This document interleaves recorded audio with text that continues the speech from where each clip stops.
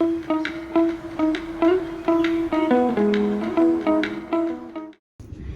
y'all, Christina with Christy Lynn Outside, coming to you from the grow room where I have moved out the tomato seedlings and put them outside this week. And I have to say some mistakes were made. As you saw last week in my video, the tomato seedlings were enormous. They were super tall. And I think that I may have gotten a little overzealous and started a little too soon. They became too tall for me to sustain inside, and so I had to bring them outside about a week earlier than I anticipated. And on top of that, I forgot them outside one night and didn't bring them back inside. And it got into the low 40s, high 30s that night. And sadly, many of the tomato seedlings did not make it. Luckily, I had a lot more started than I actually needed. So I was able to hurry up and put some in the ground. And just gonna have to feed them and water them and baby them for a little while and hope that they will all survive, all the ones that I have in the ground. Now I do have some other seedlings that I had started just in case I needed them later on. I have some homestead tomatoes that I got from the seed swap earlier this year. So I started those. I have about 4 of those going. They have one set of true leaves so far. And I did go ahead and start a couple other tomatoes just in case.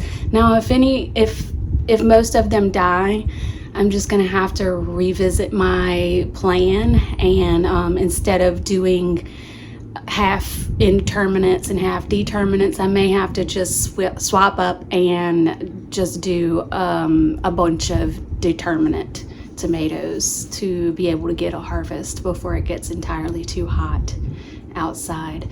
But I did want to come on and say, you know, as excited as I was to start seedlings and as well as they did at first, I probably should back that up about 2 weeks for next year. And instead of doing, I think it was 10 or 12 weeks, maybe I should do like 8 weeks before my last frost for the tomatoes.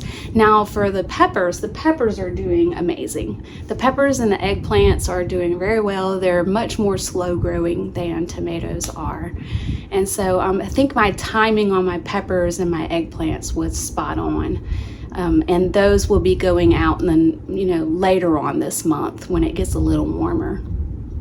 But just say a little prayer for my little tomato guys, because they,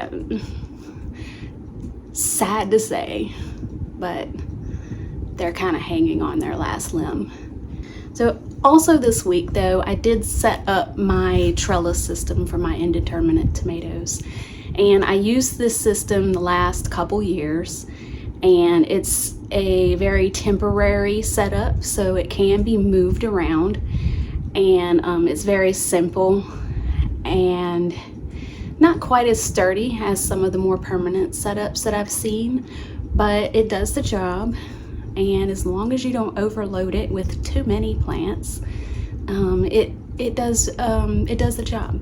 So I'll show a little clip of me setting that up. It involves mostly garden stakes, 7-foot garden stakes with some attachments to attach them at the top, and garden twine and lawn staples, and that's it.